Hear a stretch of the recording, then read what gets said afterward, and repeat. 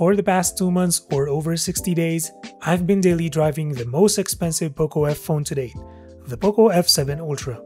My main Android phone, Xiaomi 14, took a step back, and that's a great phone, especially for its compact size. With my switch to the F7 Ultra, it's a significant adjustment for me, not because of the cameras or performance, which we will get into later, but rather the size. Starting with the design, the POCO F7 Ultra is not only the most expensive yet, but also the heaviest as well at 212 grams. If my memory serves right, it's also the thickest at 8.4mm. Normally, I wouldn't mind given the power and battery I get from a heftier phone, but because of the finish on the back, this dual-tone glass, glossy at the top and matte for the rest, it looks unique and interesting, but functionally, it's one of the most slippery phones I've ever held. As much as I would love to use the phone caseless, most of the time I was using it with the case that it came with.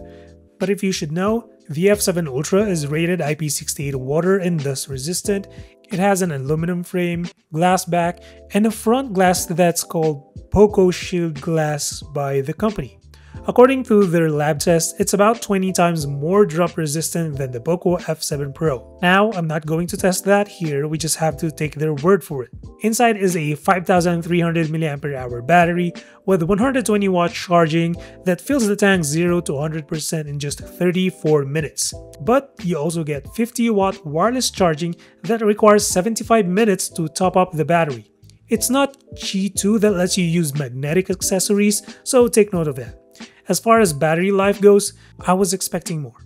I usually get 5 hours of screen time, and that's without gaming and with the refresh rate always set to 120Hz except when watching videos. The standby drain though is impressive. It's the reason why I managed to use the phone for up to 1 day and a half.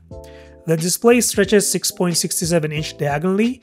Nearly all the top tier features you get from a flagship phone in 2025 are here. 120Hz refresh rate that can be forced for each app in the settings, 1440p resolution, 480Hz touch sampling rate that goes up to 2560Hz in game turbo mode, 3840Hz PWM dimming, DCI-P3 wide color gamut, HDR10+ with Dolby Vision support, and 1800 nits in high brightness mode and 3200 nits peak brightness in HDR for 25% of the display area. To sum up, expect great display quality whether it's for watching videos or editing colors. In the display setting, POCO added a couple of new features like advanced textures for a better visual experience, whatever that means, and dual-core visuals that improve the frame rate and resolution and optimize HDR using a dedicated chip. I personally don't use it because the quality of the display is already great out of the box, although I think this was previously called AI Image Engine based on the description, but it's now accessible with a single toggle. There is no HDMI out support for the USB-C port, if that's what you're looking for, which is a bummer for someone like me who's been recently using projectors to connect their mobile device. No headphone jack here, by the way, but this comes with Dolby Atmos stereo speakers and a 3-mic array. We are missing an expansion slot for microSD, so with this flagship level of a phone, you want to get the biggest storage for the most flexibility if you want to keep this until the end of support. 256GB for the base model with 12GB of RAM and 512GB for the top that goes with 16GB of RAM. Out of the box, you get HyperOS 2.0 based on Android 15, but it's promised to support up to Android 19 and 6 years of security patches. That said, let's talk about software and performance.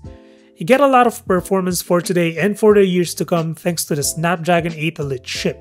It's actually amazing how powerful mobile devices have become that it's more than enough to power and support all sorts of software features manufacturers bake into their phones.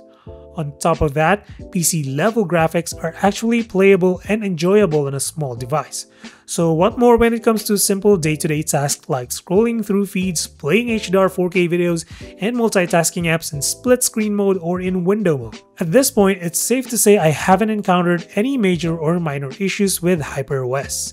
But I also want to say that I have gotten used to slightly delayed notification arrival of Xiaomi's aggressive background killing despite all the available solutions provided online. Mostly it's when leaving the phone for several hours, like when I'm about to crash and call it a day. But when you regularly check your phone throughout the day, notifications arrive pretty well on time. I will admit I haven't been playing a lot of mobile games for the past few months. I still play a lot of remote games through Steam Link and PS Remote Play. It gets hot when you play intensive graphic games for extended periods, but not an alarming rate. I would say it's still pretty normal behavior for a phone of this caliber. The good thing about powerful, thick phones is that they are less likely to throttle, which is the case here. The only thing that's not powerful here is the haptic feedback. The quality isn't bad, but it's just too weak to make an enticing feature to turn on. Also, the speakers. I was expecting it to be more bass heavy and louder, given that it's a thicker phone and all, but nope. I mean, the quality is very good and it's fine, but I just expected more for the size. I think if you're coming from something new, say for example the POCO F6 Pro, the most noticeable software change here is the addition of AI. Some features are great if you can incorporate them into your daily life, but I wouldn't say AI should be the reason you get to upgrade your phone from the last couple of years. Google Gemini is also the main assistant out of the box, which feels slower and dumber when it comes to simple tasks like setting an alarm. For example, it'll ask you to choose which app to use in setting an alarm, which requires further action from the user. Google Assistant is way better in this regard.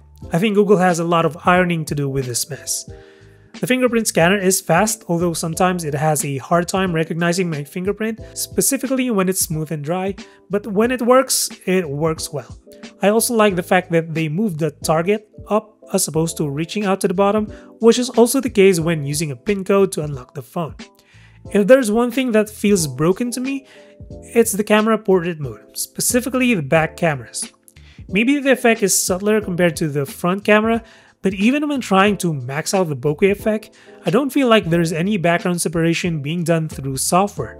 It could be a good thing or bad thing, but that's my observation. As for the rest of the cameras, they are great. I do love the fact that all 4 cameras are good enough for what they are, whether it's the 50 megapixel main sensor, the 32 megapixel ultra wide, the 50 megapixel telephoto, or even the 32 megapixel selfie camera.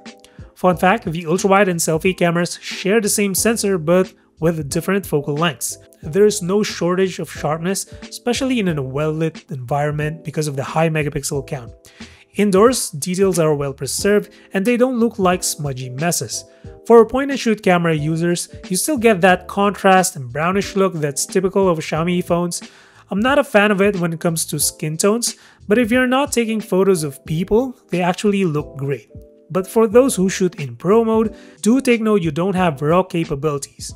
All photos are in JPEG only. But hey, you can take full 50 megapixel and 32 megapixel photos on all 3 sensors if you want the best detail. The video is on another whole level. First, the stabilization in the main, telephoto, and selfie are crazy stable. It's really smooth, especially when doing slow pans and tilts. I do like the fact that the contrast and brown look are less pronounced in videos, but if you wish to be flexible in post-edit, the main camera is capable of log recording in 4K.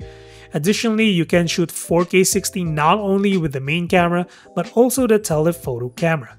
I feel like it's a missed opportunity for the ultra-wide that's capped at 1080p 60. The same applies to the selfie camera. It's a bummer. Here are a couple of things to take note of. You can record in 8K 24 frames with the main camera only, but the quality is honestly great as far as the details go and when zooming in during recording.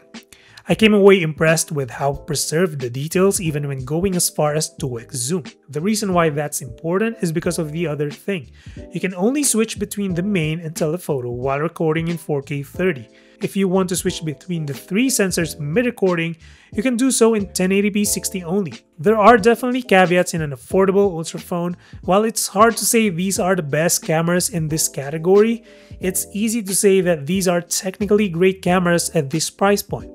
If you want a more in-depth look at the cameras, I actually made a separate video where I took more than 1000 photos and videos combined. But as far as the POCO F7 Ultra as a main phone goes, this is a lot of phone for the price. I can only imagine what the next iteration would be like, but take notice, we are getting closer to that 40,000 Philippine peso or $700 mark for a POCO phone. Once the company crosses that mark, it's going to be a different ballgame. I'm not sure how long POCO can keep this up, but what I can say is that we should enjoy it while we can. Let me know in the comments what else you want to see from this phone, but that's about it for this one. Drop a sub or like if you feel like supporting the channel, and as always, until the next one, stay safe.